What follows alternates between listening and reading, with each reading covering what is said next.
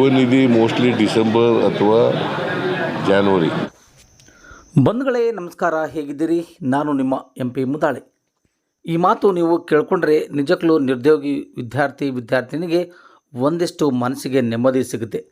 ನಾಡಿನ ದೊರೆಯಾಗಿರ್ತಕ್ಕಂಥ ಕರ್ನಾಟಕದ ಮುಖ್ಯಮಂತ್ರಿ ಸಿದ್ದರಾಮಯ್ಯ ಅವರ ಬಾಯಿಂದೇ ನೀವು ಕೇಳಿದಿರಿ. ಕರ್ನಾಟಕ ರಾಜ್ಯ ಸರ್ಕಾರದಲ್ಲಿ ಈಗಾಗಲೇ 5ನೇ ಗ್ಯಾರಂಟಿಯನ್ನು ಲಾಂಚ್ ಮಾಡ್ತಾ ಇದ್ದಾರೆ. ಆದರೆ ಈ ಲಾಂಚ್ ಮಾಡೋದಂಥ ಈ ಒಂದು ಸಂದರ್ಭದಲ್ಲಿ ಯಾರ್ಯಾರಿಗೆ ಈ ಸೌಲಭ್ಯಗಳು ದೊರೆಯುತ್ತೆ, ಎಂತೆಂಥವ್ರನ್ನ ಅರ್ಜಿ ಸಲ್ಲಿಸಬಹುದು, ಪದವೀಧರಿಗೆ 3,000, ಡಿಪ್ಲೊಮಾದವರಿಗೆ 1,500 ರೂಪಾಯಿಯನ್ನು ನೀಡಲು ಈಗಾಗಲೇ ಅರ್ಜಿ ಆಹ್ವಾನಿಸಲಾದಂಥ ಬಗ್ಗೆ ನಮ್ಮ ಕರ್ನಾಟಕ ರಾಜ್ಯದ ಮುಖ್ಯಮಂತ್ರಿಗಳಾಗಿರ್ತಕ್ಕಂಥ ಸಿದ್ದರಾಮಯ್ಯ ಅವರು ನೇರವಾಗಿ ತಮ್ಮ ಮಾತುಗಳಿಂದ ಈ ಮಾತು ಹೇಳಿದ್ದಾರೆ. ಡಿಸೆಂಬರ್ ಕೊನೆಯ ವಾರ ಅಥವಾ ಜನವರಿ 2024ನೇ ಮೊದಲನೇ ತಿಂಗಳಲ್ಲಿ ಈ ಒಂದು ಕಾರ್ಯಕ್ಕೆ ಅಂದರೆ ಯುವ ನಿಧಿ ಯೋಜನೆಗೆ ಪ್ರತಿ ತಿಂಗಳು 3,000 ರೂಪಾಯಿ ಹೇಗೆ ಪಡೆಯಬೇಕು ಅಂದರೆ ಈ ವಿಡಿಯೋ ನೀವು ತಪ್ಪದೇ ನೋಡಲೇಬೇಕು. ಯಾಕೆ ಈ ಮಾತು ನಿಮ್ಮನ್ನು ಹೇಳ್ತಾ ಇದ್ದೀನಿ ಅಂದರೆ, ಯಾವ ರೀತಿಯಾಗಿ ಇಲ್ಲಿ ಆಲೋಚನೆ ಮಾಡಿದರೆ ಈ ಸರ್ಕಾರದ ಸೌಲಭ್ಯಗಳನ್ನು ನಾವು ಪಡೆದುಕೊಳ್ಳಲಿಕ್ಕೆ ಸಾಧ್ಯವಾಗುತ್ತದೆ ಎಂಬುದನ್ನು ನಿಮಗೆ ನಾವು ಸಂಪೂರ್ಣವಾಗಿ ವಿವರಗಳನ್ನು ತೋರಿಸ್ತೀವಿ. ಬಂಧುಗಳೇ, ಯಾಕೆ ನಾನು ಇಷ್ಟೊಂದು ಈ ನಿಮ್ಮ ವಿಷಯಕ್ಕೆ ಸಂಬಂಧಪಟ್ಟಿರೋ ಹಾಗೆ ನಾವು ಹೇಳ್ತಾ ಇದ್ದೀವಿ ಅಂದರೆ, ಇಲ್ಲಿರ್ತಕ್ಕಂಥ ಯುವಕರು ಮತ್ತು ಯುವತಿಯರು ಹಾಗೂ ಪದವೀಧರು ಕೂಡ ಇದರ ಒಂದು ಉಪಯೋಗ ಪಡೆದುಕೊಳ್ಳಲೇಬೇಕಾಗಿದೆ. ಕರ್ನಾಟಕ ಸರ್ಕಾರದಲ್ಲಿ ಕಾಂಗ್ರೆಸ್ ಆಡಳಿತಕ್ಕೆ ಬರುವ ಮುಂಚೆ 5 ಗ್ಯಾರಂಟಿಗಳನ್ನು ಘೋಷಣೆ ಮಾಡಿತ್ತು. ಕರ್ನಾಟಕ ಸರ್ಕಾರ 5 ಭರವಸೆಗಳಲ್ಲಿ ಒಂದಾಗಿರ್ತಕ್ಕಂಥ ಯುವ ನಿಧಿ ಭಾಗ್ಯದ ಜಾರಿಗೆ ತರಲು ಕೊನೆಗೂ ಡೇಟ್ ಫಿಕ್ಸ್ ಆಗಿದೆ. ಹೇಗೆಂದರೆ ಜನವರಿ ಕೊನೆ ವಾರ ಆಗಿರ್ಬೋದು ಅಥವಾ ಡಿಸೆಂಬರ್ ಕೊನೆವಾಗಿರಬಹುದು. ಒಟ್ಟಾರೆಯಾಗಿ ಇದರ ಫಲಾನುಭವಿಗಳ ಆಯ್ಕೆಯಾಗಿ ಅರ್ಜಿ ಸಲ್ಲಿಸಲು ದಿನಾಂಕವನ್ನು ಸರ್ಕಾರ ನಿಗದಿ ಮಾಡಿದೆ. ಸರ್ಕಾರ ನೀಡಿರುವ ಮಾಹಿತಿಯಂತೆ ಡಿಸೆಂಬರ್ 21ರಿಂದ ಯುವ ನಿಧಿ ಯೋಜನೆಗೆ ಅರ್ಜಿ ಸ್ವೀಕಾರ ಆರಂಭವಾಗಲಿದೆ ಎಂಬ ಮಾತು ಒಂದು ಕಡೆಯಿಂದ ಕೇಳಿಬರ್ತದೆ. ಸುಮಾರು ಇದರಲ್ಲಿ 5 ಲಕ್ಷ ಅಭ್ಯರ್ಥಿಗಳು ಪ್ರೋತ್ಸಾಹಧನ ಸದುಪಯೋಗ ಪಡೆಯಲಿದ್ದಾರೆ ಎಂಬಕ್ಕಂಥ ಮಾಹಿತಿ ಕೂಡ ಸರ್ಕಾರದ ವತಿಯಿಂದ ಈಗಾಗಲೇ ಸಂದೇಶ ರವಾನೆ ಮಾಡಲಾಗಿದೆ.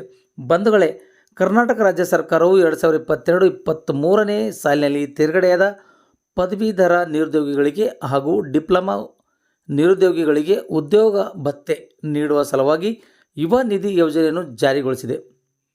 ಈ ಯೋಜನೆಯಲ್ಲಿ ಅರ್ಜಿ ಸಲ್ಲಿಸಲು ಯಾರೆಲ್ಲ ಅರ್ಹರಿದ್ದಾರೆ, ಯುವ ನಿಧಿ ಹಣ ಹೇಗೆ ಪಡೆಯಬಹುದು, ಎಷ್ಟು ಸಿಗುತ್ತೆ ಎಂಬ ಎಲ್ಲ ಮಾಹಿತಿ ಕೂಡ ಈ ಕೆಳಗಿನಂತೆ ನಿಮಗೆ ನಾವು ತೋರಿಸ್ತಾ ಇದ್ದೀವಿ. ಈ ವಿಡಿಯೋನ ಸ್ಕಿಪ್ ಮಾಡದೆ ನೋಡ್ತಾ ಇರಿ. ಯುವ ನಿಧಿ ಅರ್ಜಿ ಸ್ವೀಕಾರ ಆರಂಭ ದಿನಾಂಕ 21/12/2023ರಿಂದ ಅರ್ಜಿಗಳನ್ನು ಆಹ್ವಾನಿಸುವಂಥ ಲಕ್ಷಣ ಕೂಡ ಎಲ್ಲ ಕಾಣ್ತಾ ಇದ್ದಾವೆ. ಈ ಒಂದು ಅವಧಿ ಮುಗಿದ ನಂತರದಲ್ಲಿ ಅಂದರೆ ಈ ದಿನಾಂಕ ಆಗ್ಬೋದು ಅಥವಾ ಜನವರಿ ಮೊದಲ ವಾರದಲ್ಲಾದರೂ ಕೂಡ ಆಗುತ್ತೆ ಅಂತಕ್ಕಂಥ ಮಾತು CM ಸಿದ್ದರಾಮಯ್ಯ ಅವರೇ ಖುದ್ದಾಗಿ ಹೇಳಿದ್ದಾರೆ. ಇನ್ನೊಂದು ನಿಮಗೆ ಹೇಳಬೇಕಾದ್ರೆ, ಈ ಯುವ ನಿಧಿ ಅರ್ಜಿ ಸಲ್ಲಿಸಲು ವೆಬ್ಸೈಟ್ ಕೂಡ ನಿಮಗೆ ನಾವು ಇಲ್ಲಿ ಅಪ್ಲೋಡ್ ಮಾಡ್ತೀವಿ. ಅದನ್ನು ಕೂಡ ತಾವು ನೋಡಬಹುದು. ಸೇವಾ ಸಿಂಧು ಕರ್ನಾಟಕ gov.in ನಲ್ಲಿ ಕೂಡ ನೀವು ಅರ್ಜಿ ಸಲ್ಲಿಸಬಹುದಾಗಿದೆ. ಯುವ ನಿಧಿಗೆ ಮೊದಲು ಕಂತಿನ ಹಣ ಪಾವತಿಯಾಗುವ ದಿನ ಜನವರಿ ತಿಂಗಳು 2024 ಎಲ್ಲ ವಿದ್ಯಾರ್ಥಿನಿಯರು ಮತ್ತು ನಿರುದ್ಯೋಗಿ ಯುವಕ ಯುವತಿಯರು ಇದನ್ನು ಸಂಪೂರ್ಣವಾಗಿ ನೋಡಲೇಬೇಕಾಗಿದೆ. ಒಟ್ಟಾರೆಯಾಗಿ ಯಾವಾಗ ಬರುತ್ತೆ, ಎಷ್ಟು ಬರುತ್ತೆ, ಹೇಗೆ ಬರುತ್ತೆ, ನಾವೆಲ್ಲ ಏನು ಮಾಡಿದ್ರೆ ಇದೆಲ್ಲ ಬರುತ್ತೆ ಅಂತದನ್ನು ಇಲ್ಲಿ ನಿಮಗೆ ಸಂಪೂರ್ಣವಾದ ವಿವರಗಳನ್ನು ನಿಮ್ಮ ಮುಂದೆ ನಾವು ತೆರೆದಿರ್ತೀವಿ. ಯಾವುದೇ ರೀತಿಯಿಂದ ವಿಡಿಯೋನ ಸ್ಕಿಪ್ ಮಾಡದೆ ಮುಂದೆ ನೋಡ್ತಾ ಇರಿ. ಯುವ ನಿಧಿ ಭತ್ಯೆ ವಿವರಗಳು ಹೀಗಿವೆ. ಡಿಗ್ರಿ ಹೋಲ್ಡರ್ ಆಗಿರಬೇಕು. ಪ್ರತಿ ತಿಂಗಳ ಅವರಿಗೆ 3,000 ರೂಪಾಯಿಗಳನ್ನು ಸರ್ಕಾರದಿಂದ ನಿಗದಿಪಡಿಸಲಾಗಿದೆ. ಡಿಪ್ಲೊಮಾ ಹೋಲ್ಡರ್ ಆಗಿದ್ದರೆ ಪ್ರತಿ ತಿಂಗಳ ಅವರಿಗೆ 1,500 ರೂಪಾಯಿಯನ್ನು ನಿಗದಿ ಮಾಡಲಾಗಿದೆ. ಯುವ ನಿಧಿ ಯೋಜನೆಗೆ ಅರ್ಜಿ ಹಾಕಲು ಅರ್ಹತೆಗಳು ಏನು ಎಂಬುದನ್ನು ಅದನ್ನು ಕೂಡ ನೀವು ಅರ್ಥ ಮಾಡಿಕೊಳ್ಳಲೇಬೇಕಾಗಿದೆ. ಯಾಕಂದರೆ 2023 ವರ್ಷದಲ್ಲಿ ಪದವಿ ಅಥವಾ ಡಿಪ್ಲೊಮಾ ತೇರ್ಗಡೆಯಾಗಿದ್ದವರು ಉತ್ತೀರ್ಣರಾದ ದಿನಾಂಕದಿಂದ 150 ದಿನ ಕಳೆದರೂ ಉದ್ಯೋಗ ಲಭಿಸದ ಪದವೀಧರ ನಿರುದ್ಯೋಗಿಗಳಿಗೆ ವೃತ್ತಿಪರ ಕೋರ್ಸ್ಗಳು ಸೇರಿದಂತೆ ಮಾತ್ರ ಯುವ ನಿಧಿ ಯೋಜನೆಗೆ ಅರ್ಜಿ ಸಲ್ಲಿಸಲು ಅರ್ಹತೆಗಳು ಕೂಡ ಈ ಕೆಳಗಿನಂತೆ ಇರ್ತವೆ. ಅಭ್ಯರ್ಥಿಗಳು ಅರ್ಜಿ ಸಲ್ಲಿಸಲು ದಿನಾಂಕದಿಂದ ತಾವು ಉದ್ಯೋಗ ಸಿಗೋರಿಗೆ ಮಾತ್ರ ಅಂದರೆ 2 ವರ್ಷಗಳ ಕಾಲ ಈ ಗ್ಯಾರಂಟಿಯನ್ನು ನೀಡಲಾಗುತ್ತದೆ ಅಂತಕ್ಕಂಥ ಮಾತು ರಾಜ್ಯ ಸರ್ಕಾರದಿಂದ ಮುಖ್ಯಮಂತ್ರಿಗಳಾಗಿರ್ತಕ್ಕಂಥ ಸಿದ್ದರಾಮಯ್ಯ ಅವರೇ ನೇರವಾಗಿ ಹೇಳಿದ್ದಾರೆ. ಒಟ್ಟಾರೆಯಾಗಿ ಹೇಳಬೇಕಾದರೆ ವಿದ್ಯಾರ್ಥಿಗಳಿಗೆ ಒಂದಿಷ್ಟು ಪಾಕೆಟ್ ಮನಿನೋ ಅಥವಾ ಇನ್ನೊಂದು ಖರ್ಚಿಗೆ ಕಾಸು ಮತ್ತು ನಿರುದ್ಯೋಗಿಗಳಿಗೆ ಭತ್ಯೆ ಎಂಬ ನಿಟ್ಟಿನಲ್ಲಿ ಈ ಒಂದು ಸೌಲಭ್ಯ ನೀಡಲಾಗುತ್ತಾ ಇದೆ. ಕರ್ನಾಟಕ ರಾಜ್ಯ ಸರ್ಕಾರದ ಕನ್ನಡಿಗರ ಅಭ್ಯರ್ಥಿಗಳಿಗೆ ಮಾತ್ರ ಈ ಯುವ ನಿಧಿ ಯೋಜನೆ ಅನ್ವಯವಾಗುತ್ತದೆ. ಬೇರೆ ಬೇರೆ ರಾಜ್ಯಗಳಿಂದ ವಿದ್ಯಾರ್ಥಿಗಳಿಗೆ ಇದು ಅನ್ವಯವಾಗುವುದಿಲ್ಲ. ಆಂಧ್ರ, ಮಹಾರಾಷ್ಟ್ರ, ತೆಲಂಗಾಣ ಹಾಗೂ ಬೇರೆ ಬೇರೆ ರಾಜ್ಯಗಳಿಂದ ಬಂದಂಥವರಿಗೆ ಇದು ಅರ್ಜಿಯನ್ನು ತೆಗೆದುಕೊಳ್ಳೋದಿಲ್ಲ. ಇದನ್ನು ತಿರಸ್ಕಾರ ಮಾಡೋಂಥ ಪರಿಸ್ಥಿತಿ ಎದುರಾಗ್ತದೆ.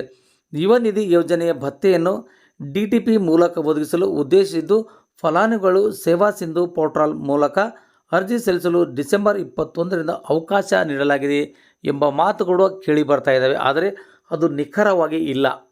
ಅದು ಡಿಸೆಂಬರ್ 21 ಆಗ್ಬೋದು ಅಥವಾ ಜನವರಿ ಮೊದಲನೇ ವಾರವೂ ಆಗಿರ್ಬೋದು. ಒಟ್ಟಾರೆಯಾಗಿ ಈ ಒಂದು ಯುವ ನಿಧಿಗೆ ಅರ್ಜಿ ಸಲ್ಲಿಸುವಂಥ ಅಭ್ಯರ್ಥಿಗಳು ಯಾವುದೇ ರೀತಿಯಿಂದ ವಿಚಾರ ಮಾಡಿ ಹೇಗೆ ತುಂಬಬೇಕು, ಹೇಗೆ ತುಂಬಿದ್ರೆ ನಾವು ಅದನ್ನು ಸಕ್ಸಸ್ಫುಲ್ಲಿ ಆಗುತ್ತೀವಿ ಅಂತಕ್ಕಂಥದ್ದನ್ನು ಇಲ್ಲಿ ನಾವು ನೋಡಬೇಕಾಗಿದೆ. ಬಂಧುಗಳೇ, ನಿರುದ್ಯೋಗದ ಸ್ಥಿತಿಗತಿಗಳ ಬಗ್ಗೆ ಸ್ವತಂತ್ರ ಪರಿಶೀಲನೆ ಇರಬೇಕು.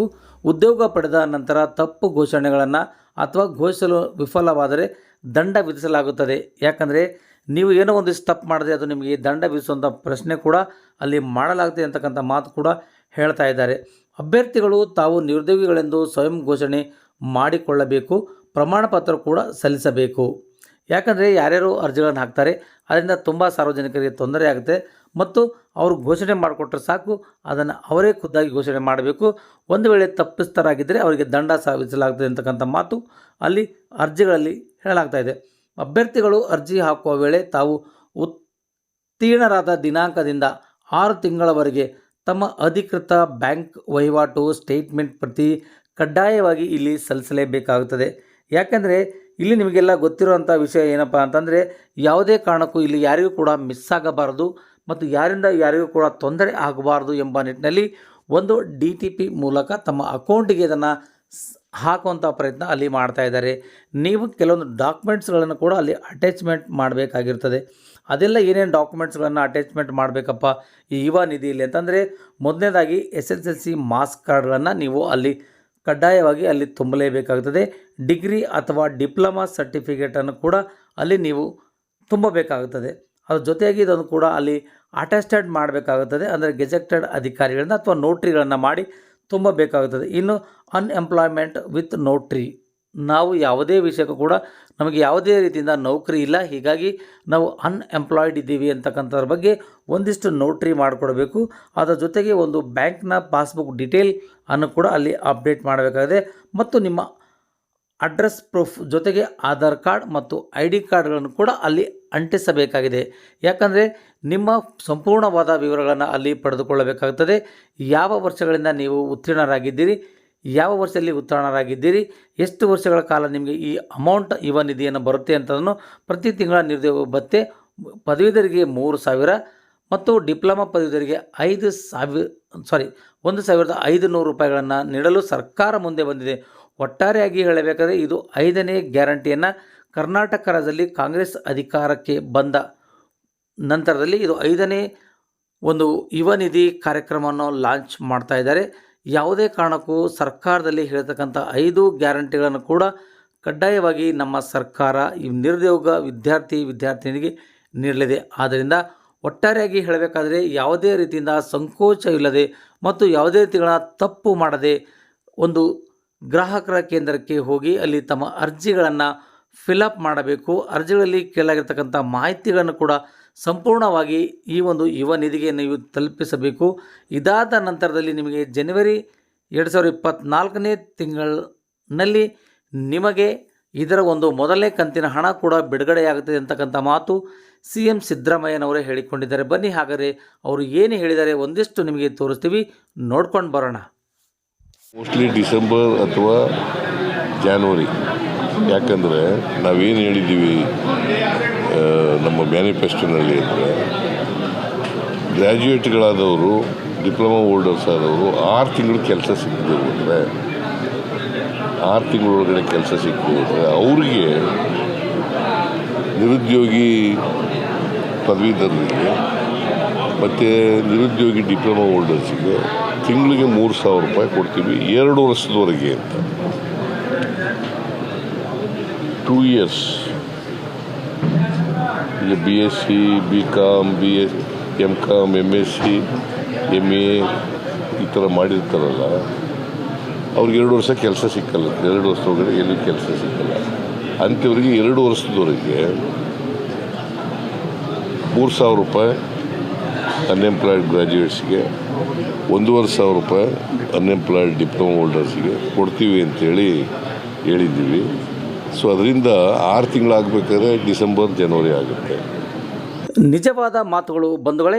ಯಾಕಂದರೆ CM ಸಿದ್ದರಾಮಯ್ಯನವರೇ ನಿಮಗೆ ಖುದ್ದಾಗಿ ಈ ಮಾತು ಹೇಳ್ತಾ ಇದ್ದಾರೆ ಅಂದರೆ ಇದರಲ್ಲಿ ಯಾವುದೇ ಸುಳ್ಳು ಪಳ್ಳುಗಳಿರೋದಿಲ್ಲ. ಒಟ್ಟಾರೆಯಾಗಿ ಹೇಳಬೇಕಂದ್ರೆ ಕರ್ನಾಟಕ ರಾಜ್ಯದಲ್ಲಿರ್ತಕ್ಕಂಥ ಕನಿಷ್ಠ ಪಕ್ಷ 5 ಲಕ್ಷ ಈ ಒಂದು ಯುವ ನಿಧಿಯಲ್ಲಿ ವಿದ್ಯಾರ್ಥಿನಿಯರಿಗೆ ಸರ್ಕಾರದಿಂದ ಭತ್ಯೆಗಳನ್ನು ನೀಡಲಾಗ್ತಾ ಇದೆ. ಪದವೀಧರಿಗೆ 3,000 ರೂಪಾಯಿ, ಡಿಪ್ಲೊಮಾ ಹೋಲ್ಡರ್ಸ್ಗಳಿಗೆ 1,500 ರೂಪಾಯಿ. ಹೀಗೆ ನಮ್ಮ ಸರ್ಕಾರ ಘೋಷಣೆ ಮಾಡಿದ ರೀತಿಯಲ್ಲಿ ಕೆಲವೊಂದು ಹಂತಗಳಲ್ಲಿ ನಾವು ಇದನ್ನು ಬಿಡುಗಡೆಗೊಳಿಸ್ತೀವಿ ಅಂತ ಸಿದ್ದರಾಮಯ್ಯವರು ಕೂಡ ಹೇಳಿದ್ದಾರೆ. ಈ ಸುದ್ದಿ ಇನ್ನು ನಿಮ್ಮ ಗೆಳೆಯರಿಗೆ, ಆತ್ಮೀಯರಿಗೆ ಹಾಗೂ ಬಂಧು ಮಿತ್ರರಿಗೆ ಮತ್ತು ನಿಮ್ಮ ಜೊತೆಯಲ್ಲಿರ್ತಕ್ಕಂಥ ಸಹೋದರಿಗಳಿಗೆ ತಲುಪಿಸಬೇಕಾಗಿ ಈ ಮೂಲಕ ಮನವಿ ಮಾಡಿಕೊಳ್ಳುತ್ತದೆ. ಬಂಧುಗಳೇ, ಯಾರು ಇನ್ನು ನಮ್ಮ ಸುದ್ದಿವಾಹಿನಿಗೆ ಸಬ್ಸ್ಕ್ರೈಬ್ ಮಾಡಿಕೊಂಡಿಲ್ಲೋ ದಯವಿಟ್ಟು ಸಬ್ಸ್ಕ್ರೈಬ್ ಮಾಡಿಕೊಳ್ಳಿ ಅಂತ ಮಾತು ಹೇಳುತ್ತಾ ಸುದ್ದಿಗಳನ್ನು ಇಲ್ಲಿಗೆ ನಿಲ್ಲಿಸ್ತಾ ಇದ್ದೀವಿ. ಧನ್ಯವಾದಗಳು.